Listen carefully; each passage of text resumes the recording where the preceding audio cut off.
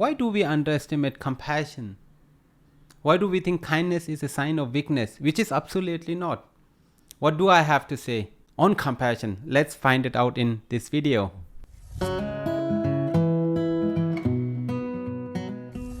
Namaste. Hello.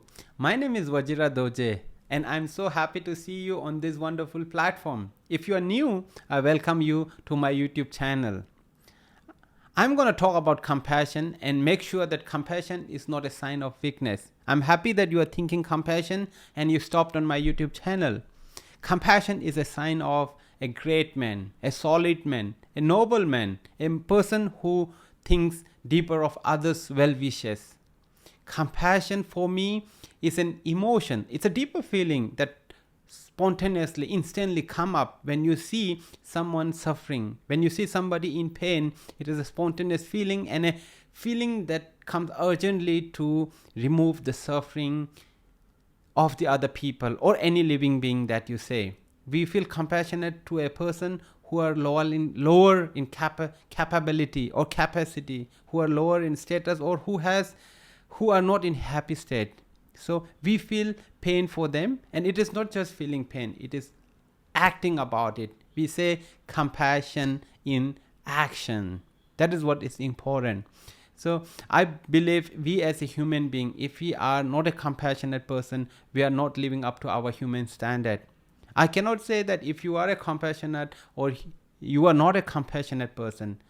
It all depends on us. Compassion is there in every living being. It is in you, it is in me, and it is in everyone that is around us. But it is up to us to open up. It is up to us to go out of the track and help somebody in the pain. So that is compassion, as simple as that. And it can be practiced in as small as, you see a trash on the footpath and putting them in the trash bin or putting it in the right place. You see a book that is fallen down, putting that in the bookshelf. That is compassion. It may not be a big thing. That is where it all begins. So that is compassion. And how to apply compassion? We can start with ourselves. We can be compassionate to our body. We can be compassionate to our senses, that we have eyes. You can forgive yourself if you have not scored good marks, if you have not lived up to the standard. If you woke up late in the morning, be enough compassionate to forgive yourself and pat and try to come out of that fear. Be compassionate to your eyes, give them rest. Be compassionate to your body, eat the right food. Be compassionate, more important, to your mind. Feed the mind with the right mental food. So that is compassion, how we can practice, starting with ourselves, but it has to do with more with other people. For me, the best compassion practice is the practice of compassion towards your parents. They have done everything that is possible, and now they are in their late stages. They are old, their senses are slow, they cannot see clearly, they cannot hear clearly. They are dependent on us. And what do? We don't show our compassion. If we are not compassionate to our parents, then I cannot talk about at whom we should be compassionate. It is so important that we attend to our parents. Talk to them.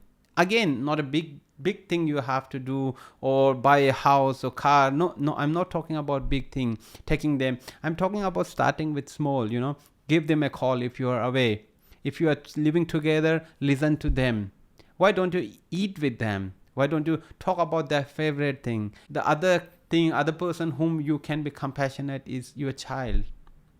You should be compassionate to your child because they are dependent on you. They are lowered the capability. They cannot take decision on them. So be a compassionate parent, compassionate to the neighbor. And this can extend to being a compassionate to the neighboring countries, on the entire universe, every living being. Be a compassionate person. A war begins because we are not being compassionate to the close one, then it expands, and that is why we fight for our countries. A war means lack of compassion. So that is how important the compassion is.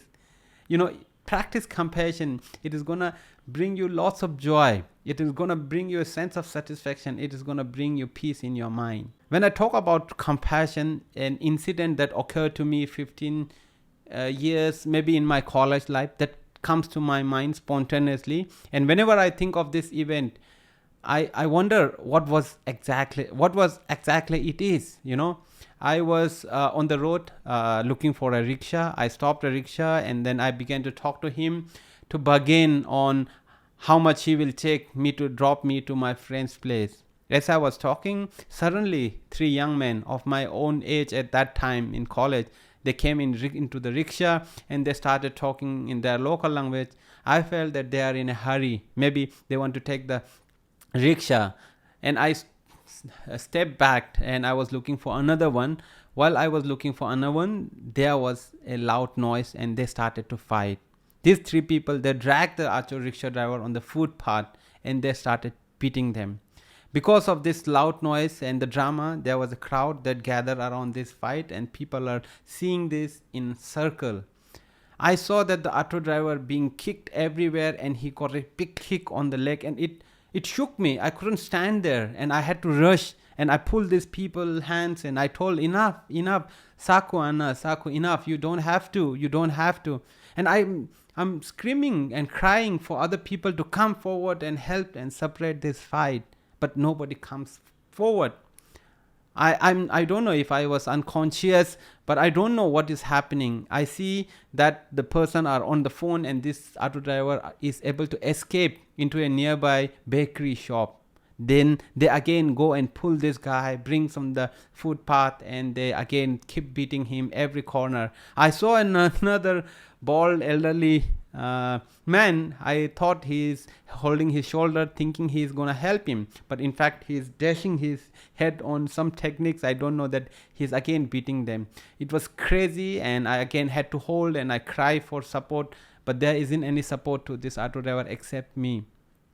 I felt so pity and I don't know how this fight came to end. The people, they vanish and I see the auto driver on the footpath. He's not able to move. He's limping. And I put him on my shoulder and I dragged him inside the auto driver. And he was in so much pain that he even cannot lower. Back then, the auto rickshaw wouldn't start without with the switch like how we have in most of the vehicle. It has to be started with a lever or a rod that has to be pulled from down. And he is not able to reach so low, and I believe his hand was fractured because of the hit he has got, and he has no energy. I pulled that rod and started the rickshaw and I let him go.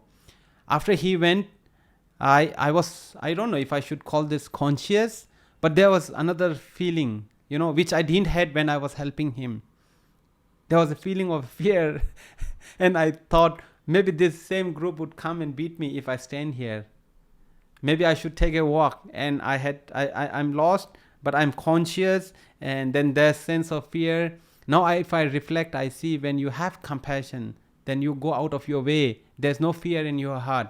And as you don't have compassion, the fear pops like this in your mind. And I don't know what conclusion to come, but this is an incident. There was sort of compassion. There was sort of thing going out of your way where you sacrifice. Please help people when you see somebody's in pain. It can be your pet. It can be any dog on the street. It can be any street people who has no place to sleep. You can start with any small thing, but start compassion today. I'm going to leave this with a small story. There was an old elderly Buddhist monk, and he opened his eyes from his morning meditation and he saw a scorpion drowning in the water. That is where he was meditating. He thought he should help and save this life. He just spontaneously handed his hand and tried to take the scorpion out of the water. While he do, the scorpion sting him back, and it was a painful. The old man, and he, after some time when he gathered enough conscious, he tried again to reach scorpion carefully. He looked for tool, but nothing was there. There was short time, and he again pushed his hand towards the scorpion to help him. And whilst he was picking, the scorpion again sting him on his hand. Now the hand is swollen, it has turned red. He has lost his energy. And after gathering for some time, well, they were not very far, there was another gentleman who was witnessing all this incident. When the monks were trying to reach with the unconscious effort towards the scorpion, the man shouted at the old man. He said, "Have you gone crazy? Why are you risking to save this ungrateful, poisonous creature, ugly creature?" The old man, of course, wasn't smiling, but he was calmly looking at the other man, and he said, "It is the nature of the scorpion to sting, but I cannot stop my nature of saving life."